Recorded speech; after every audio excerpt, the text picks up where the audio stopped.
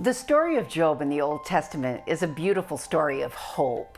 On the face of it, God seems to be absolutely unconcerned about Job.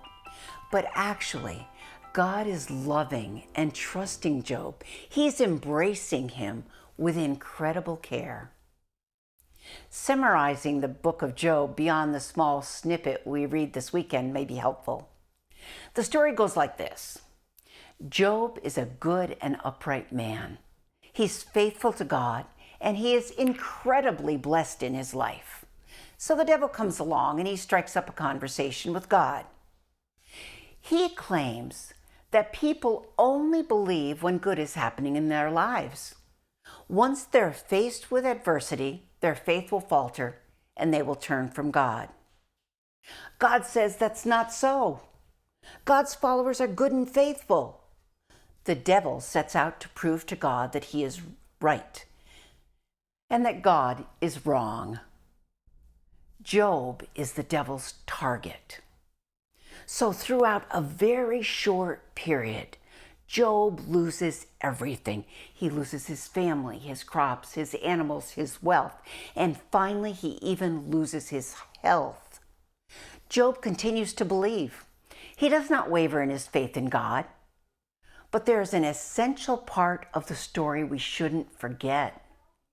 We hear it throughout the book of Job, and in a very poignant way, we listen to it in today's reading. Job moaned, groaned, and complained about all that was happening to him. He did not quietly endure all the loss in his life. Throughout the book of Job, we hear Job bemoaning all he has lost. He cries out to God that it is not fair, that he should not have to have these terrible things happening to him. After all, he is a good and upright man. The passage we read today is some of the very best of Job's grumbling. Job says, "Is not a man's life on earth a drudgery? Are not his days those of a hireling? He's a slave who longs for shade, a hireling who waits for his wages. So I have been assigned months of misery. My days are swifter than a weaver's shuttle.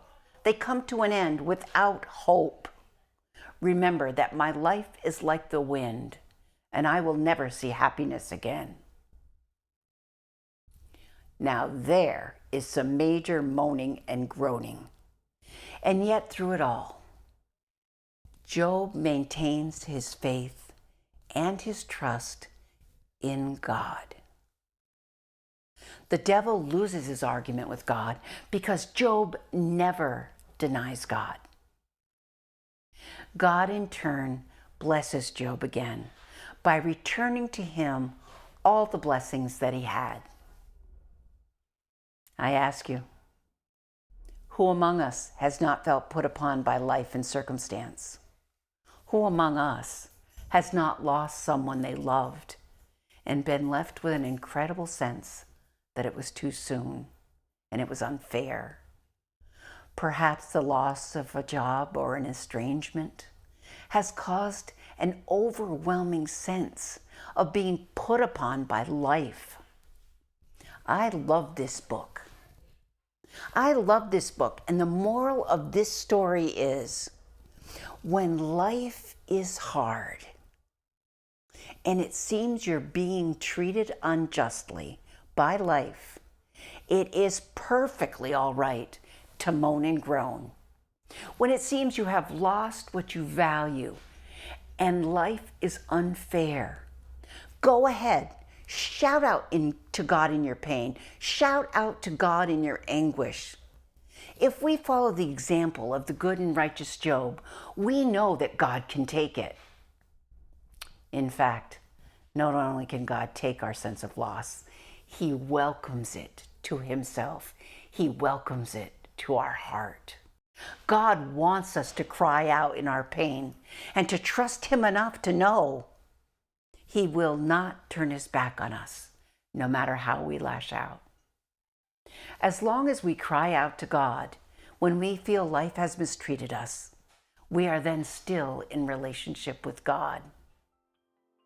Job tells us it's okay not to be stoic and hide our pain.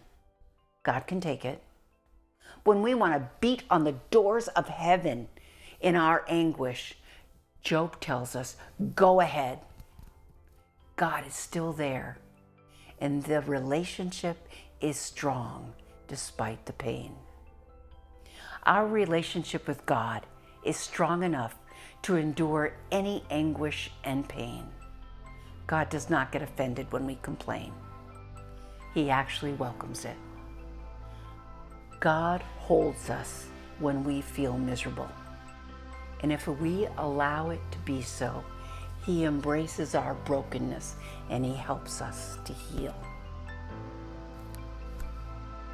May God bless us with His unending love.